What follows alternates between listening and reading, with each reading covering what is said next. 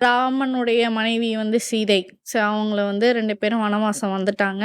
So வந்த இடத்துல வந்து ராவணன் வந்து சீதைய பார்த்துட்டு கவர்ந்து தூக்கிட்டு போயிட்டாரு. இது வந்து நமக்கு தெரிஞ்ச கதை. ஆனா ராவணனுடைய மகள் தான் வந்து சீதை அப்படின்னு சொல்லிட்டு ஒரு ஸ்டோரி சொல்றாங்க. இது வந்து இலங்கையில இன்ன வரைக்கும் நம்பப்படுற ஒரு வித்தியாசமா விஷயமா இருக்கு. இருக்கு. ஆக்சுவலா வந்து அந்த முதல் ஜென்மம் அப்படின்னு சொல்லியிருந்தேன்ல. ஸோ முதல் ஜென்மத்துல வந்து ராவணனுடைய மகள் வந்து சீதையாக பிறந்தாங்க. ஸோ அப்போ வந்து அவர் வந்து தவம் பண்ணிட்டு இருக்கிறபோது இவருக்கு வந்து ஒரு குழந்தை பிறந்தது. ஒரு பெண் குழந்தை. ஸோ அதுதான் வந்து சீதை.